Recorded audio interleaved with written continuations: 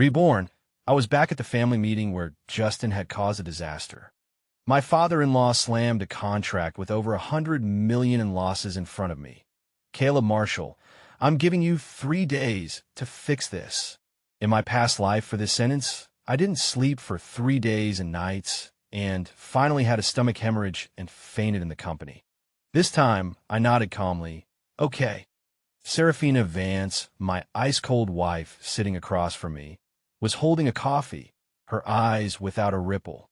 Suddenly, the hand holding her cup trembled violently, and scalding hot coffee spilled all over her hand. She raised her head in shock, staring at me intently. She seemed to be able to hear what I was thinking. At this moment, what I was thinking was, okay, your head, I quit. From today onwards, the Vance family's life or death has nothing to do with me. Divorce, I must divorce.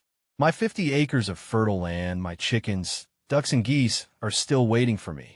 The expensive mahogany table made the atmosphere suffocating. My father-in-law, Donovan Vance, had veins popping out on his temples, pointing at my nose, spitting as he spoke. Caleb Marshall, what kind of brother-in-law are you? Justin is immature. Are you also immature? Such a big project, and you just watch him mess it up?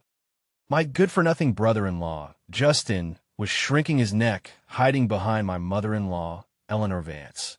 Eleanor Vance, like a mother hen protecting her chick, patted her son's back while glaring at me with daggers in her eyes. In the end, he's just an outsider, unreliable. Donovan, you're still counting on him? When did it become a non-Vance place to interfere in the Vance family's affairs? If it weren't for him, how could our Justin have made such a mistake? I lower my eyes, not saying a word. Patience.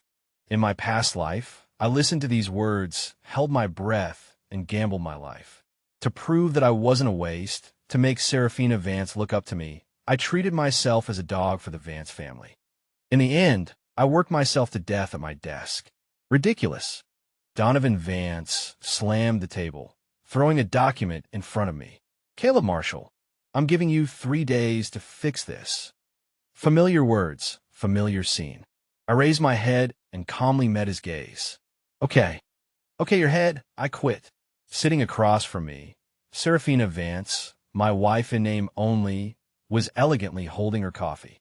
We've been married for 3 years, and she hasn't said more than 100 words to me. She's always so high above, like a heartless ice sculpture. Hearing my answer, she didn't even lift an eyelid. But the next second, the hand holding her cup trembled violently. Scalding hot coffee splashed all over her hand, and her fair hand turned red instantly. Hiss! She gasped, raising her head in shock, staring straight at me. That look was like she had seen a ghost. From today onwards, the Vance family's life or death has nothing to do with me. Divorce, I must divorce. My 50 acres of fertile land, my chickens, ducks and geese are still waiting for me. Eleanor Vance immediately blew up, pointing at me and screaming. Look at you, you've good for nothing. What else can you do besides saying okay? You even scare my daughter. Yes, I'm a good for nothing. Please kick me out of the house. Urgent, waiting online. I stood up, not even looking at Eleanor Vance, and walked straight towards Seraphina Vance. My attitude was humble and obedient. I'll get the first aid kit. Seraphina Vance stared at me intently, as if she wanted to see through me. I brushed past her without stopping. Serves you right for getting burned. Who told you to marry a good-for-nothing like me? Oh wait, if it's burned, I'll have to spend my money to treat it. Better not burn it. I'm saving my money to buy a tractor. After I left, Seraphina Vance was still frozen in place. Looking at her red hand, and then at the direction I left, she felt a violent tremor toward her husband for the first time. The next day, I didn't go to the company. The Vance family probably thought I was frantically working overtime at the company, trying to fill that hundreds of millions in hole. In fact, I was sitting in front of the computer, seriously browsing websites for 100-acre farms for low-price transfer. I didn't get to live the life I wanted in my past life, and I don't want to wait even a day longer in this life. I sent Seraphina Vance a message. I'm going to handle the project. Then I changed into my old sneakers and got on a bus to the suburbs. Handle my ass. I'm going to check out my pig farm location. Just wondering what kind of pigsty Justin likes. Gotta get him a deluxe single room with Wi-Fi. On the other side, the president's office on the top floor of Vance Enterprises. Seraphina Vance looked at the message on her phone, her face pale. The sentence deluxe single room kept echoing in her mind. For the first time in 3 years, she disrupted her work schedule because of me. She grabbed her car keys, exceptionally left all her work, and rushed into the elevator in her high heels. I got off the bus and wandered around the fields. The fragrance of the soil, mixed with the scent of grass, relaxed me. An old farmer wearing a straw hat passed by carrying a hoe, and I quickly went forward and offered him a cigarette. "Uncle, how is this land? What's good a plant?" The old farmer grinned, showing a mouthful of yellow teeth. "Good land, plenty of sunshine, good water source. Everything grows well." The two of us squatted on a ridge, chatting from soil pH to fertilizer utilization, and had a great time. A flashy red Maserati stopped at the end of the muddy path, out of tune with the surrounding environment. The car door opened, and Seraphina Vance, wearing a high-end business suit and 10-centimeter high heels, walked down with a face of ice. She stood on the ridge, watching me and the old farmer squatting together, discussing with smiling faces which breeds of pigs had higher meat yields. At that moment, she felt her worldview being impacted like never before. She felt wronged. She couldn't understand why this man would rather smell pig manure here than go back to that magnificent home.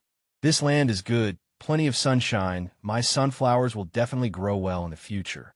When the time comes, I'll have Seraphina Vance's grave face this way. It's the least I can do."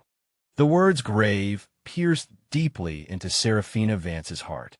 She staggered, her heel sank into the mud, and she almost fell into the ditch next to her. I turned around and saw her, my face full of surprise. "Seraphina? What are you doing here? Damn it. You again. My peaceful days.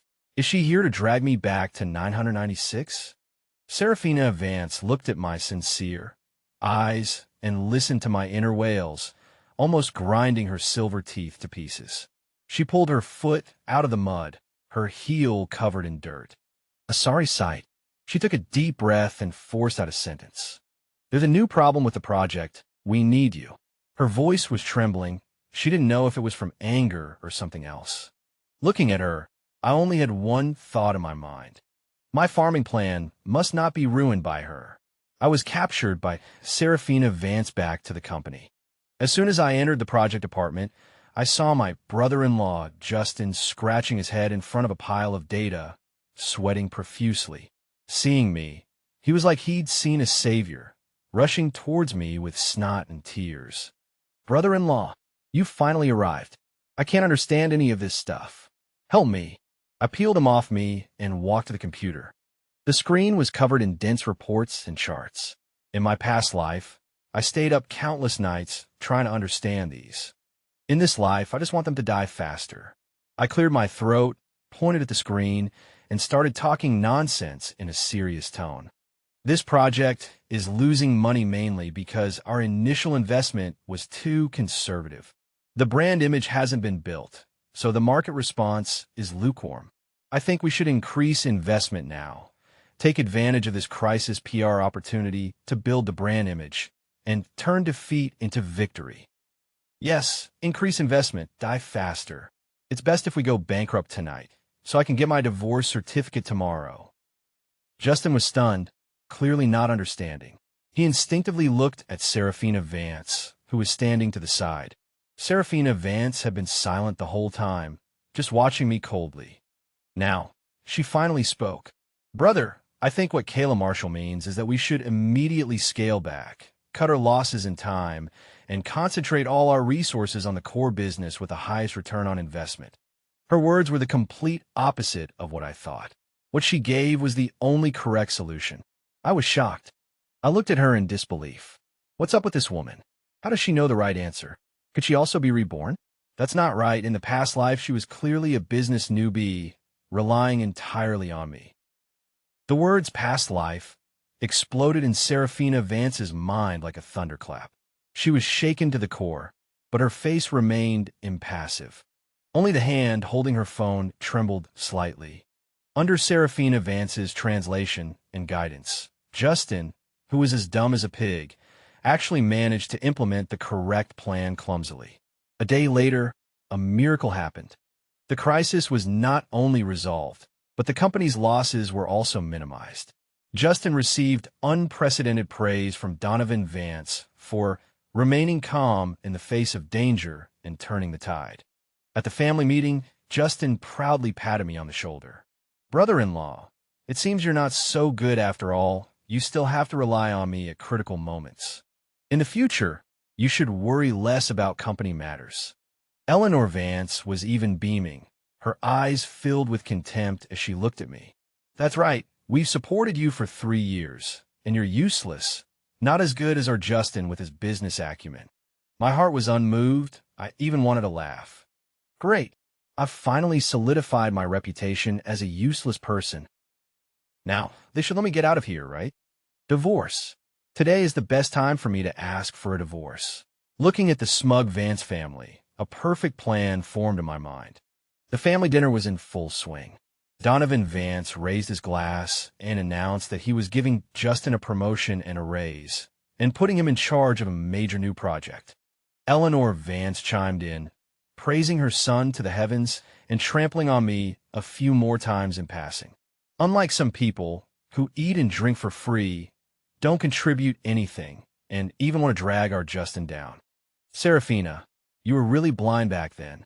I lowered my head, quietly eating the rice in my bowl, as if I didn't hear anything. Resentment? Non-existent. My heart was filled with joy. The time was right. I put down my chopsticks, wiped my mouth, and took out a pre-prepared document from my briefcase. With a thud, I placed it in the center of the table. The black and white text was glaring. Divorce agreement. The whole room was silent. The music stopped. The laughter disappeared. Everyone seemed to have been put on pause, staring at me in disbelief. The smiles on Donovan Vance and Eleanor Vance's faces froze, like they were wearing a comical mask. I stood up, looked around, and said in a calm tone, as if I was talking about a trivial matter, "Dad, Mom, since I'm so useless, unworthy of Seraphina, and can't help the Vance family, I'm willing to leave with nothing. Let's get divorced. Here it comes, here comes. The breath of freedom. Goodbye to you. My little chickens, little ducks, little piggies, Daddy's coming." Seraphina Vance sat across from me, her face pale. She stared intently at the divorce agreement, as if it were some terrifying monster. 50 acres of land, half planted with rice, half with fruit trees. Build a 2-story house, dig a fish pond in front of the door, raise some koi. In the summer, enjoy the cool under the trees and go fishing. In the autumn, pick fruit and make wine. In the winter, sit around the fireplace, drinking wine, watching the snow outside the window. That's the life a man should live. Whoever wants to be the CEO can be the CEO. I want to be a farmer. My heart's beautiful yearning for a future pastoral life was transmitted to Seraphina Vance's ears word for word. The scene was so concrete, so vivid, filled with happiness and peace that she had never felt. But that beautiful picture from beginning to end had no place for her. As for Seraphina Vance, such an excellent woman, let her harm someone else. Don't bother me with my farming. These words, like a blunt knife, repeatedly cut into her heart. Despair. The husband she had never understood actually had such an idyllic paradise, detached from the world. And what he was escaping from was everything she took pride in. When everyone, including myself, thought she would coldly pick up the pen and sign. Seraphina Vance stood up. She stretched out her slightly trembling hand and picked up the agreement. Then, to everyone's horrified gaze, she tore the divorce agreement, which symbolized my freedom, to shreds. The scraps of paper fell like snowflakes. My smile froze on my face. Seraphina Vance looked at me coldly, word by word, with a firm voice. "I don't agree." My brain went blank. Why? What is she up to? I returned to my room in a daze and fell headfirst on a bed. I couldn't figure it out. I really couldn't figure it out. Why didn't Seraphina Vance agree to a divorce? For 3 years, she had been cold as ice to me, treating me like I was nothing. We were less than strangers. She had no reason not to agree. What's the point? Does she think I'm stupid, rich, and going to die young? That's not right. I've decided not to be stupid anymore. I don't have money. All that's left is the advantage of dying young. Could it be that she wants to wait for me to die and inherit my 2 acres of land fantasy? This woman is too dark-hearted. Creak, the door opened. Seraphina Vance walked in. She had changed out of her evening gown and was wearing silk pajamas, holding a glass of warm milk in her hand. She walked to my bedside and handed me the milk. Drink this and go to sleep. Her voice was still cold, but it seemed to have a hint of something indescribable compared to usual. The weasel is visiting the chicken for New Year's. It's up to no good. Did she poison it, wanting to inherit my tractor sooner? I haven't even bought it yet. I sat up and took the milk. I smelled it and said to her with a sincere expression, "Thank you, you're so kind." Then, right in front of her, my hand slipped, and I poured the entire glass of milk into the potted plant on the nightstand. Oops, slip. Seraphina Vance's face instantly turned green. She looked at the poor green plant submerged in milk, her chest heaving violently. After a long while, she squeezed out 2 words from between her teeth. "Good night." With that, she turned and left, her back carrying an uncontrollable anger. The next morning, I was just about to go out and continue my farm inspection when Seraphina Vance blocked me at the door. She was wearing a neat sportswear outfit, her hair tied in a ponytail, looking more energetic than usual. "Don't go to the company today." She took the rare initiative to speak to me. "I'll go for a walk with you." Go with me? Does she want to trick me to a deserted place and kill me, making it look like an accident? What a vicious woman. She'll do anything for my tractor. Seraphina Vance closed her eyes and took a deep breath, seemingly trying her best to restrain something. Opening her eyes again, she looked directly at me. "Wherever you want to go, I'll go with you." Looking at her sincere eyes, my heart fluttered. A brilliant testing plan came to mind. My eyes lit up, and I tentatively said, "I want to go to the farm machinery market to see." I thought she would get angry, would call me crazy. Unexpectedly, she just remained silent for a few seconds, and then nodded. "Okay." I looked at her, and alarm bells were ringing in my heart. This woman is too abnormal today. What exactly is she up to? As it turned out, Seraphina Vance wasn't kidding. She really drove her Maserati and took me to the farm machinery market in the suburbs. The red sports car, worth millions, parked among a pile of dusty farm tricycles and tractors, was like a flamingo breaking into a flock of ducks, out of place and eye-catching. I was like a child in a candy store, touching here, looking there. Finally, my eyes locked on a brand-new John Deere tractor. The smooth lines, the domineering rims, the towering exhaust pipe. I excitedly stroked the cold steel body, as if stroking the skin of an unparalleled beauty. This is what I call a man's romance.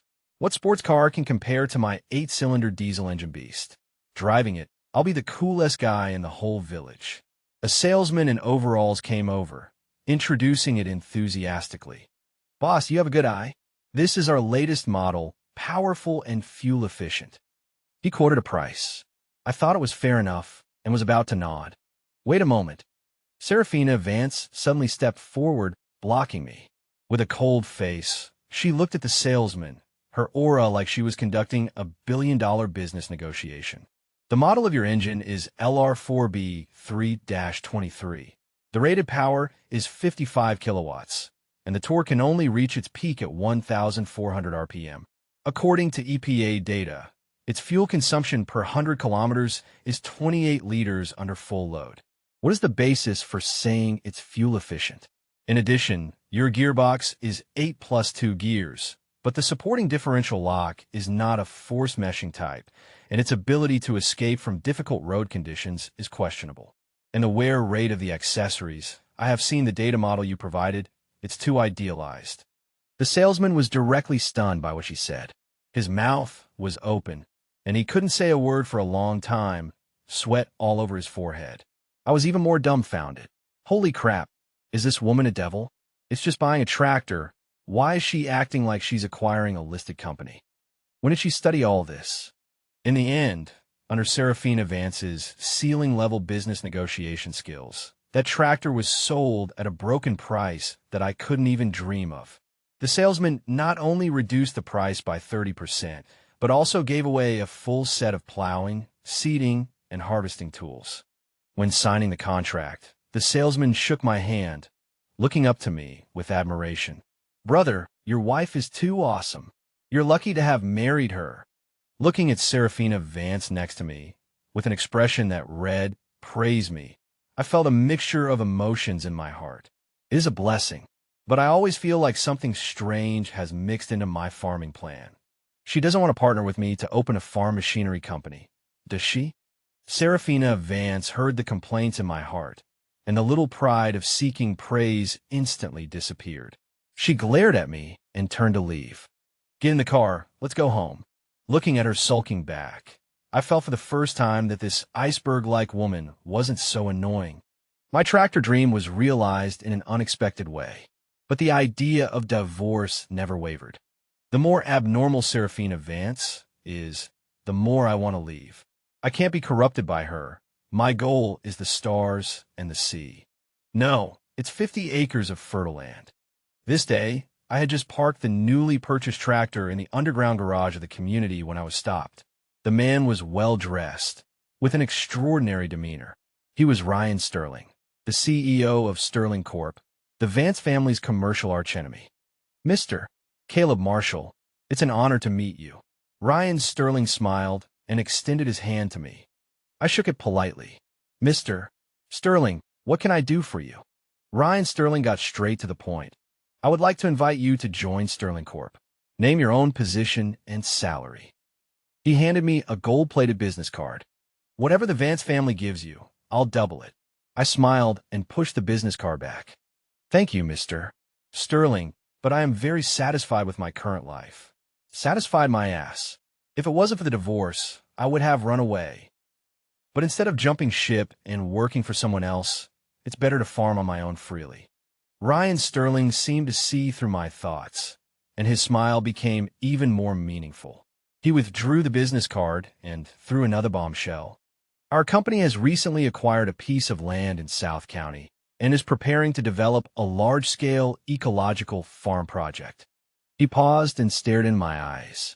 "If you come over, you'll be the general manager of that project. Hundreds of acres of land. You can do whatever you want with it, plant whatever you want, and the company will fully support you." My breathing hitched, becoming rapid. My eyes lit up uncontrollably. Several hundred acres for me to mess around with. And paid farming. Is this freaking heaven? No, I need to stay calm. I can't let the capitalist sugar-coated bullets corrupt my farmer's heart. But she's offering so much.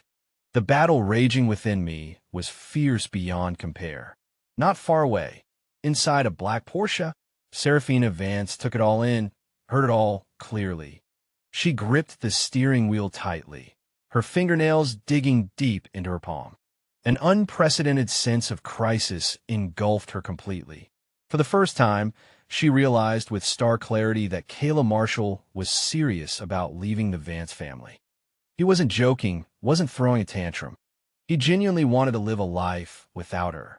Given the chance, he would leave without hesitation. That night, Seraphina Vance didn't sleep a wink. The next day, she walked into my room, holding a document. It was a land deed. My name was clearly written on it. "This is a company bonus for you." She placed the deed in front of me, her voice a little hoarse. "A piece of land in South County, 100 acres. You can do whatever you want with it."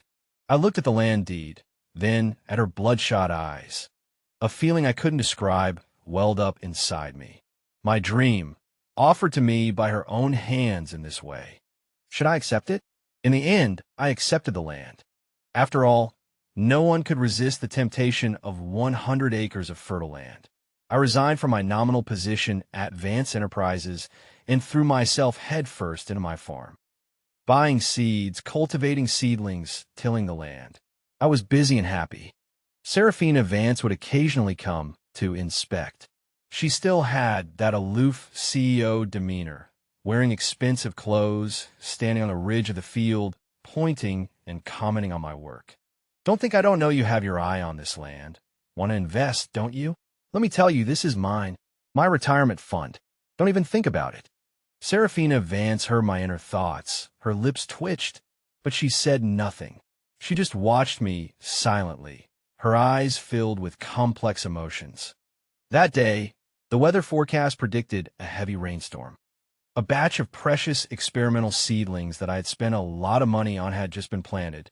Unable to rest easy, I stayed up all night reinforcing the rain shelters in the field.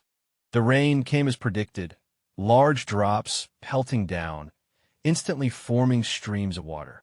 A newly tilled ridge of land was eroded by the rain and became loose. It was about to collapse, washing away the seedlings below. Without thinking, I threw myself forward, using my body to protect the fragile green shoots. Mud and stones mixed with the cold rain, heavily hitting my back. A loose stone struck my leg, sending a sharp pain through me. My vision went black, and I lost consciousness. When I woke up again, I was in the hospital. Seraphina Vance was guarding the bedside, her eyes red and swollen like a rabbit. I had a high fever, and my whole body felt dizzy and lightheaded. In my blurred consciousness, memories buried deep in my heart surged uncontrollably. So tired, like last time, still so tired. For her IPO plan, that European project, 3 days. 3 days and nights without sleep. In the end, I still didn't see. The bell ringing. Seraphina Vance. You succeeded, but I'm so unwilling. These fragmented inner thoughts, like sharp knives, slowly cut into Seraphina Vance's nerves. Only then did she learn. It turned out that before the company's IPO, there was indeed a crucial European merger.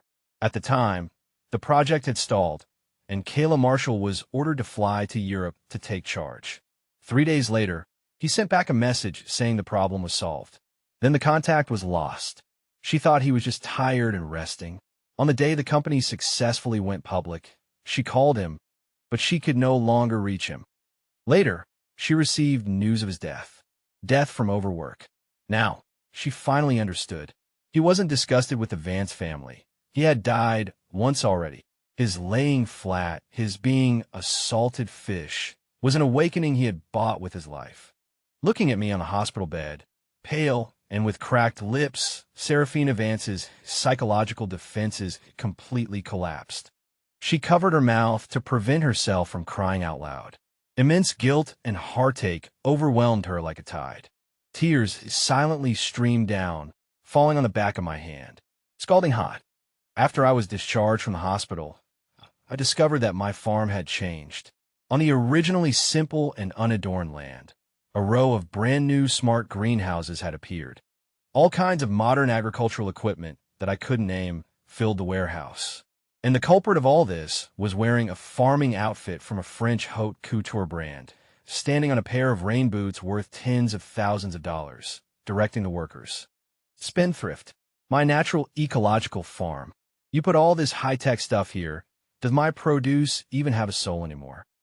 How much did this cost? My tractor money.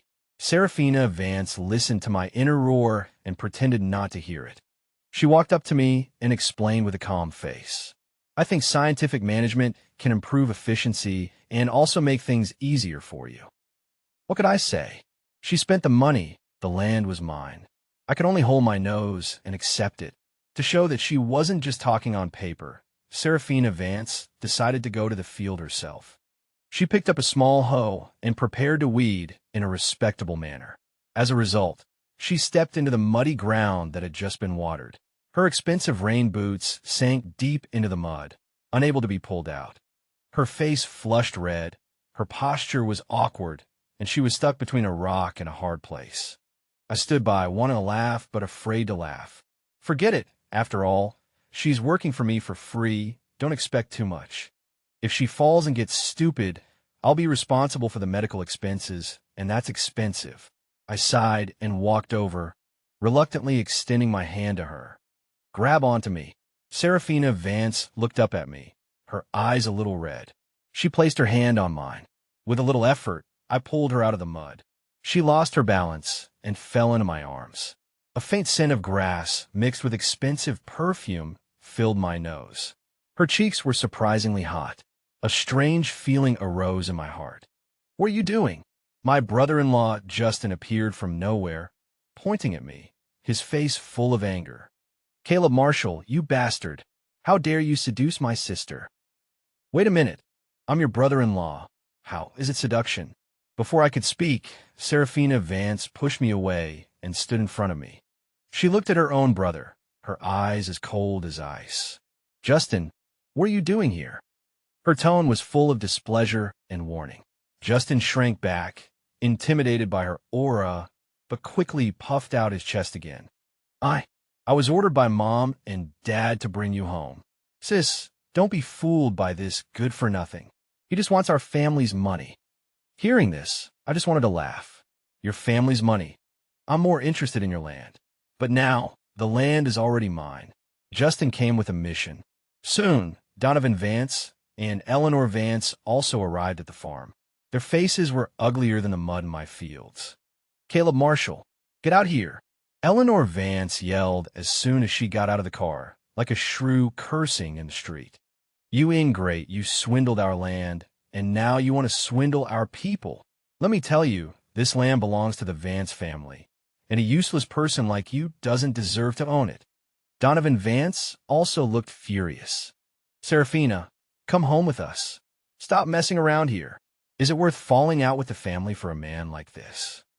I chuckled and walked out of my little wooden house. Great. Are they finally going to kick me out? Remember to return the land deed. Oh, wait. The land deed was originally mine anyway. It's legal property. Before I could speak, Seraphina Vance stepped forward and shielded me behind her like a hen protecting her chicks. She faced her parents, her voice not loud, but with an undeniable resolution. "Dad, Mom, I'll say it again. This land is already Caleb Marshall's private property and is protected by law. You have no right to interfere." Eleanor Vance trembled with anger, pointing her finger at Seraphina Vance's nose and scolding. "You're crazy. You're really crazy. Are you going to go against us for this useless person?" "He's not useless." Seraphina Vance's voice suddenly rose. This was the first time I had seen her so emotional. "Do you know? For 3 years, he has been solving all the company's problems behind the scenes. Every credit of Justin's, every time you praised him, was thanks to his hard work. Last time, during the crisis involving hundreds of millions, if he hadn't deliberately said the opposite, if I hadn't overheard, the Vance family might have already gone bankrupt." She revealed all the truths in front of everyone. Justin's face instantly turned as pale as paper, and cold sweat streamed down his face. Donovan Vance and Eleanor Vance were also stunned, their faces full of disbelief. Even I was stunned. This woman, did she take the wrong medicine? Why is she speaking up for me? Why is she revealing all this? My peaceful days, my slacker life, are completely over. My heart was howling. Seraphina Vance seemed not to hear anything. She looked at her shocked parents, at her shaky brother, her tone resolute. "From now on, his affairs are my affairs. Anyone who wants to touch him has to ask me first." At that moment, she stood in front of me, her back slender, yet incredibly firm, like a wall, blocking all the wind and rain from the outside. My heart skipped a beat uncontrollably. This woman seems to be a little different. The Vance family left dejectedly. The vast farm was left with only Seraphina Vance and me. The afterglow of the setting sun fell on us, casting long shadows. The atmosphere was a bit awkward. "I used to ignore you." Seraphina Vance took the initiative to break the silence, her voice very soft, with a hint of barely perceptible guilt. "It's more than ignoring. It's practically treating me like air, using me like a donkey. I know you don't want to go back to the Vance family." She looked at the distant fields. "We don't have to go back. That's more like it. You have some conscience. If you can't handle this farm by yourself," she turned her head, looking at me seriously, "I can move the company headquarters nearby and help you manage it together." "No, please don't. I beg you, lady. I just want to farm quietly. I don't want to create an agricultural empire. Please let me go." My heart was frantically refusing, but my face was calm. Seraphina Vance looked at me, seemingly waiting for my answer. She took a deep breath, as if she had made a huge decision, and said something earth-shattering. "Caleb Marshall, let's start over, okay?" Her eyes were filled with hope and vulnerability that I had never seen before. Like a normal couple. I was completely petrified. My brain crashed on spot. Normal couple. What is a normal couple? Eating together, walking together, together. Normal couple. Are you saying you want to have a little kid with me to inherit my tractor? I just want to farm, but you want to have a baby with me? This thought, like an atomic bomb, exploded in my mind, and clearly, it was transmitted to Seraphina Vance's ears. Her face turned crimson in an instant. From her cheeks to the roots of her ears, to her slender neck, none were spared. The color was more vibrant than the sunset in the sky. Like a cat that had been stepped on its tail, she took a step back suddenly, her eyes flustered and at a loss. Looking at her like this, I actually found her a little cute. This discovery startled even myself. I must be crazy. I looked at the woman in front of me, her face flushed crimson. For the first time in my life, both past and present, I felt a crack in my defenses. This time, there were no frantic complaints in my mind, just a blank slate. I remembered my regret from my previous life, not being able to see her company go public and ring the bell. I remembered her disheveled appearance in this life, standing in the mud in high heels. I remembered the way she argued with people until her face was red, just to buy me a tractor. I remembered how she protected me with her slender body, resolutely telling her parents, "He's not a useless person." I sighed softly. Ugh, what a troublesome woman.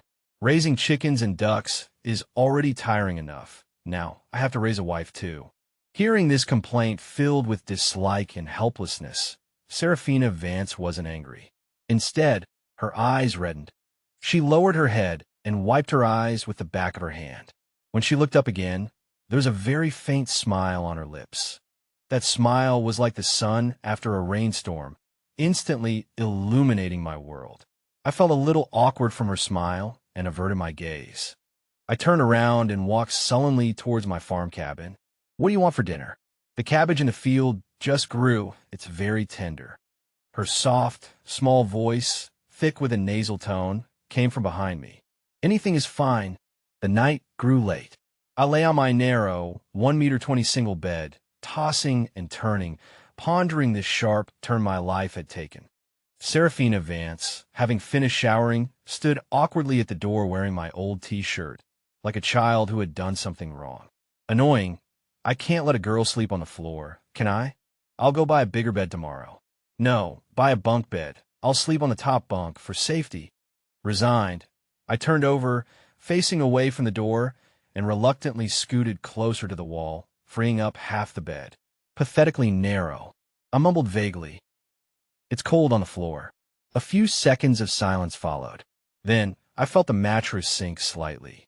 A clean fragrance, a mixture of grass and shower gel, lingered around my nose. My body stiffened. I didn't dare to move. The moonlight was bright outside the window, shining into the small wooden cabin. Half an hour later, I finally moved. 3 minutes later, I finished panting. Life is complete.